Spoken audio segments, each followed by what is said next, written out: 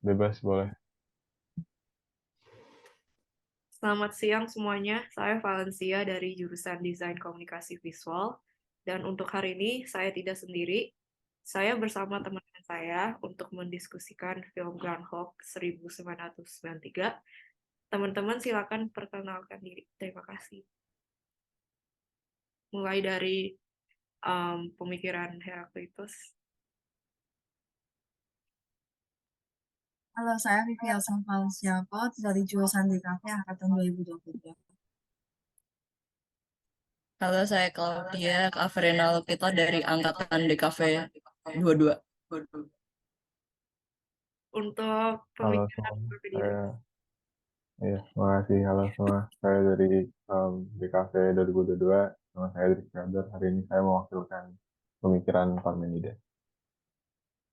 Untuk Plato, Ya, halo semuanya. Nama saya Dimas Maulana Praboji dari DKV 2022. Hari ini saya mewakili pemikiran dari Plato. sebelum mendalami Groundhog Day, ini ada poin-poin penting di dalam film itu, ada 6. Jadi yang pertama kan, Phil Connors, seorang podcast weather yang ambisius dan arogan. Dia punya goals-goals yang ingin dicapaikan. Yang kedua, as we all know, dia hidup hari yang sama. Seperti kemarin, jadi berulang terus aksinya sama, jam bangun yang sama, orang sekitarnya sama juga. Nah, akibat itu dia bahkan sudah sadar bahwa dia sudah pernah menjalani hari itu dan tidak menerima keadaannya sampai bahkan try to hurt himself as in dia ada satu scene bahwa dia sengaja berdiri di depan mobil uh, but then it failed. Dia bangun hari yang sama esok harinya. Setiap kali dia berusaha bunuh diri, dia jadi depresi, nihilism, as in kehidupan dia tuh udah tidak berguna lagi.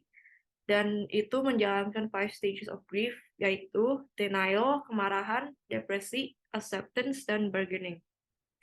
Tetapi pada akhirnya dia menerima keadaannya dan mulai membuat hal yang baik kepada orang lain sekitarnya, dan akibat itu dia berhasil melarikan diri dari ulangan hari itu, dan technically harinya jadi beda, bukan yang sama. Untuk pemikiran Heraklitus gimana? Kalau untuk pemikiran Heraklitus itu sendiri dia punya 3 pokok yang mengatakan tentang realitas. Yang pertama itu everything is in flux, di mana flux yang ini kan berarti kayak perubahan. Dia juga memiliki tokoh Heraklitus ini juga memiliki quotation, yaitu no man ever steps in the same river twice, for it's not the same river and he is not the same man. Jadi maksud dari quotation ini dimana kalau misalnya tidak ada orang yang menginjak pada river yang sama 2 kali kan. Berarti kalau misalnya ada orang yang sama pun dia juga bukan menginjak sungai yang sama lagi. Dan sungai itu juga bisa jadi kayak udah dilewati oleh orang lain. Nah, paradoks dari kalimat tersebut, kalau gitu berarti knowledge itu gak gitu penting karena semuanya itu berubah pada akhirnya.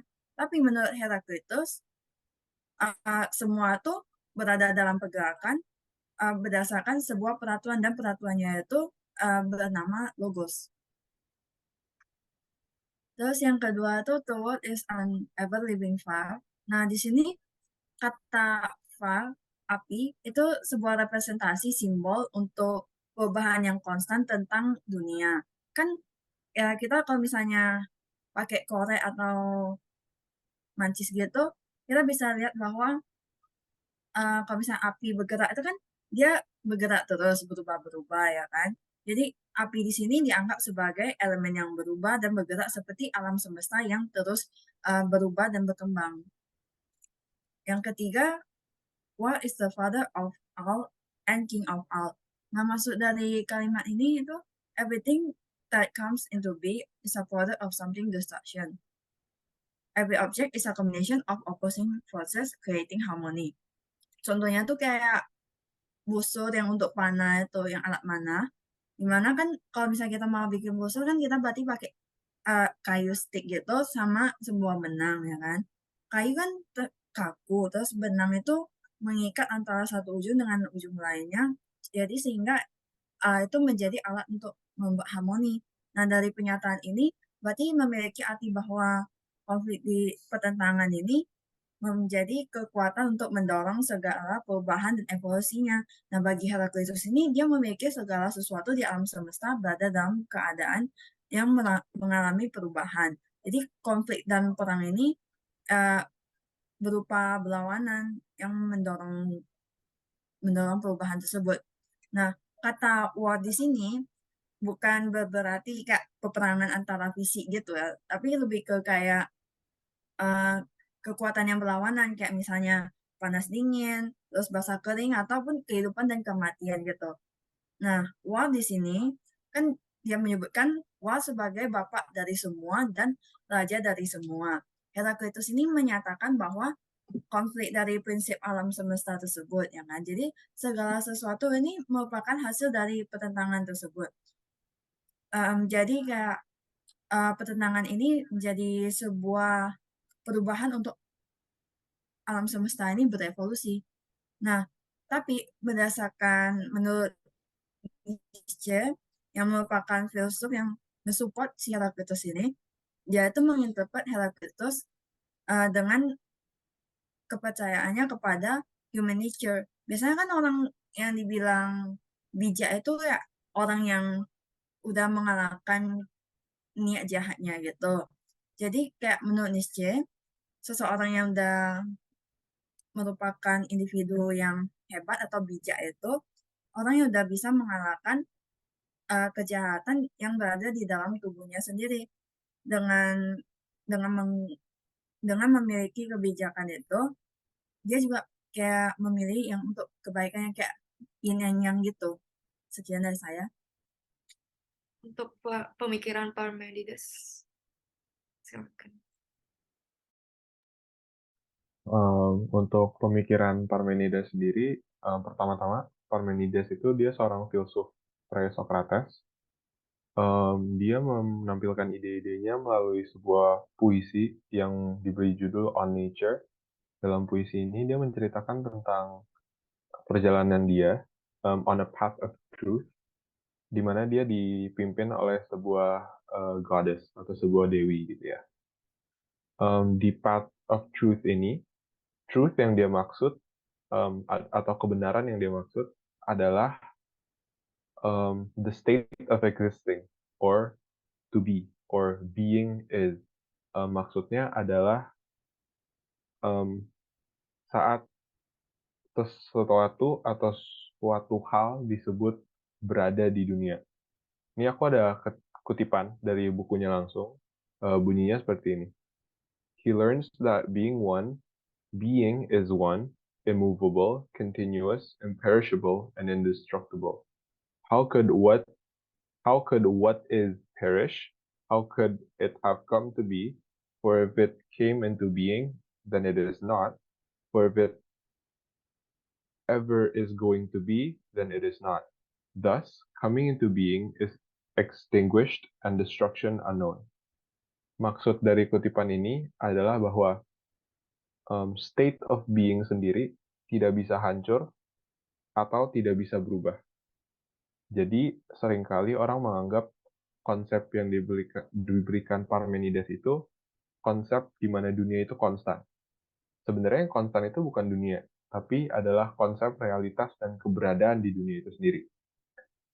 Contoh yang aku paling suka itu kita ambil kursi atau pensil. Kursi dan pensil, kalau kita bedah, kursi dan pensil sendiri itu adalah nama-nama yang atau konsep-konsep yang kita berikan terhadap suatu benda. Kalau benda itu dipecahkan, materi utamanya mungkin kayu. Kalau kayu itu dipecahkan lagi, mungkin serat-serat. Kalau serat-serat itu dipecahkan lagi sampai ke titik paling kecil yang kita tahu untuk sekarang secara ilmiah itu atom. Dan atom itu sendiri saat kayu bahkan dibakar pun tidak hilang gitu loh. Akan terjadi perubahan saintifik di mana atom itu yang mungkinnya awalnya adalah unsur karbon berubah menjadi CO2. Jadi sebenarnya keberadaan itu sendiri tidak hilang. Jadi itu yang berusaha disampaikan oleh Parmenides.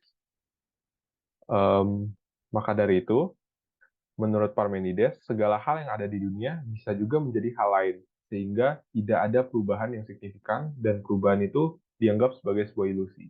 Makanya Parmenides percaya bahwa keberadaan itu mutlak, dan perubahan itu hanya ilusi. Sekian dari saya. Menurut pemikiran Plato gimana? Silakan. Kalau konsep Plato tuh revolve around idea. Jadi ide sendiri menurut Plato bersifatnya objektif dan universal, nggak subjektif dan parsial ya. Nah, ide objektif itu gimana sih? Ide objektif itu berada di luar pikiran. Sedangkan ide subjektif ada di dalam pikiran. Nah, Plato juga memakai kayak absolute beauty, the idea of beauty, dan absolute good untuk the idea of good. Nah, dari kata idea ini muncullah idealisme. Idealisme subjektif juga sering disebut sebagai mentalisme atau fenomenalisme. Nah, objek pengalaman itu adalah persepsi. Realitas fundamental menurut Plato disebut ide.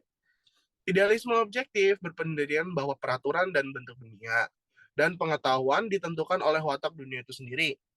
Bagi Plato, dunia dibagi ke dua bagian. Pertama, ada dunia persepsi, dunia penglihatan, suara, dan benda-benda individual. Dan yang kedua, terdapat alam di atas alam benda, yaitu alam konsep, ide, universal atau esensi yang abadi. Ide-ide adalah contoh yang transenden dan asli, sedangkan persepsi dan benda-benda individual adalah kopi atau bayangan dari ide-ide tersebut. Ide itu bersifat universal, tetap dan tidak akan berubah serta mandiri. Menurut Plato, pendapat Heraklitos benar nih untuk dunia fisik, dan pendapat Parmenides benar tetapi untuk dunia ide. Dalam bahasa logika konsep, ide disebut pengertian. Menurut Plato, pengertian itu bagian putusan. Putusan merupakan pencetusan dari pengetahuan. Pengetahuan dan pengertian pada prinsipnya itu sama. Gitu untuk pemikiran dari konsep Plato. Jadi menurut Heraklitos, berarti filosofi di Groundhog Day analisisnya gimana? Jadi kalau di film Groundhog Day itu juga menyangkut pemikiran si Heraklitos seperti yang dikatakan Vivi tadi. Kan pemikiran yang pertama itu everything is in flux. Nah, dalam film Groundhog Day itu ceritanya si Phil ini mengalami hari yang sama berulang-ulang, namun dia itu sendiri itu yang mengalami perubahan. Nah, sesuai dengan quotes-nya Heraklitos tadi, yang no man ever steps in the same river twice, for it's not the same river and it's not the same man. Jadi kalau misalnya di hari pertama si Phil kayak gini, nanti hari keduanya itu dia jadi orang yang berbeda. Terus yang kedua itu kan si Phil itu awalnya dia orangnya egois, maunya enak sendiri, terus dia akhirnya sadar kalau perbuatannya itu nggak bagus. Karena dia itu egois, jadi dia mengalami perulangan waktu dan akhirnya memutuskan untuk melakukan kebaikan, kayak membantu orang-orang sekitarnya. Nah, kalau dihubungin sama pemikiran Heraklitos, dia itu jadi baik setelah mengalami uh, uh, bertentangan sama antara baik dan buruknya di dalam dirinya itu, gitu. Terus akhirnya ya dia jadi baik gitu. Sekian. Untuk pemikiran Parmenides, sorry. Oke, kalau untuk pemikiran Parmenides sendiri di film Groundhog Day itu, sebenarnya kembali lagi ke ide utama dari Parmenides. Parmenides kan ide dia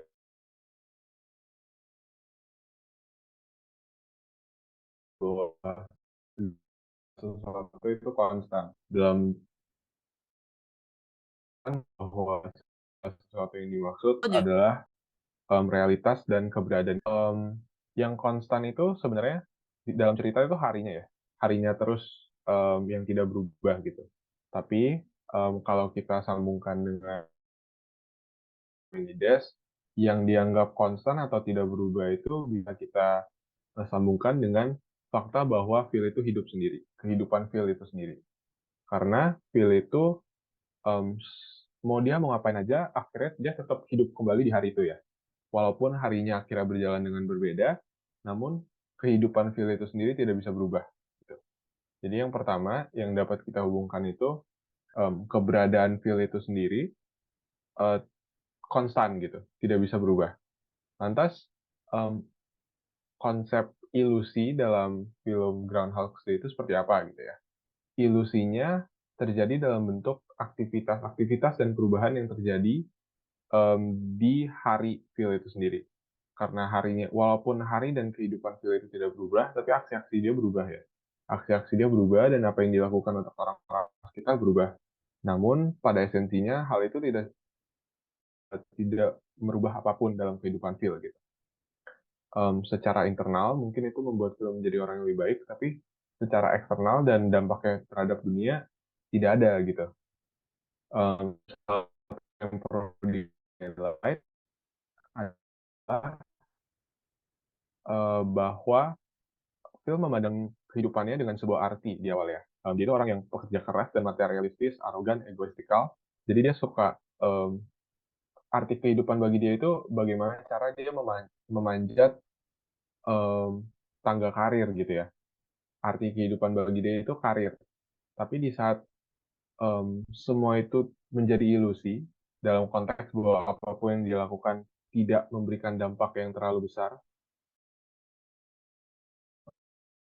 karena dia terjebak di hari yang sama, Phil jadi kehilangan si arti kehidupan itu kan.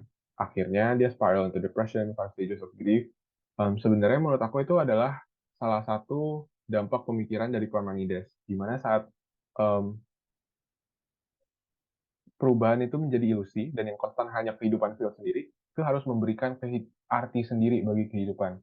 Nah, akhirnya yang dia pilih adalah untuk membantu orang sekitar dan benefit others lah, ketimbang menggunakan kondisi dia sebagai sesuatu yang bisa dieksploitasi. Seperti itu. Oke, baik. Untuk pemikiran Plato, silakan. Untuk dari Plato, saya bakal ngambil dari salah satu analogi Plato. Jadi Plato tuh pernah menceritakan tentang The Allegory of the Cave. Jadi The Allegory of the Cave ini adalah kisah Plato atau analogi tentang orang-orang yang hanya ingin melihat apa yang mereka selalu lihat gitu. Jadi untuk singkat ceritanya ada orang yang ditahan melihat ke dalam gua yang gelap. Di belakang mereka itu terdapat api. Dan di antara api dan orangnya itu ada orang yang berjalan kayak membawa sesuatu. Nah, apa yang orang lihat, apa yang ditahan, apa yang orang-orang yang ditahan itu, yang mereka lihat adalah bayangan dari barang-barang yang dibawa. Maka bagi mereka bayangan itu adalah realitas utama. Pada suatu saat satu orang dibebaskan dan satu orang ini akhirnya ke atas dan menemukan realitas sebenarnya yaitu matahari. Dan apapun yang mereka lihat di dalam gue itu sebenarnya nggak seasli itu untuk bayangannya ini. Nah, jadi pas orang yang di atas itu kembali ke bawah, dan dia menceritakan kepada orang-orang teman-temannya pada saat di bawah itu, teman-teman itu nggak terima dan bilang bahwasannya uh, gue nggak apa sih, gue nggak terima tentang kenyataan bahwa di luar itu ada matahari. Ini loh bayangan yang nyata gitu. Nah, jadi di Allegory of the Cave ini bisa di-apply ke kehidupannya Phil. Gimana sih caranya si Phil ini menutup dirinya adalah menjadi denial. Dia menolak apa yang ingin dia lihat, dan apa yang ingin dia lakukan. Jadinya knowledge dia dan penglihatan dia menjadi sempit karena dia orangnya denial gitu. Untuk awal-awal. Nah,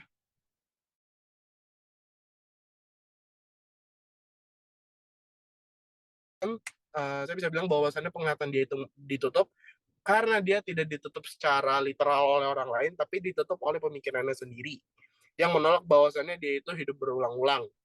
Nah, tapi Phil di sini diceritakan menang. Gimana cara menangnya? Dia akhirnya membuka mata untuk melihat ke dunia sekitar dan mulai memperhatikan hal-hal kecil.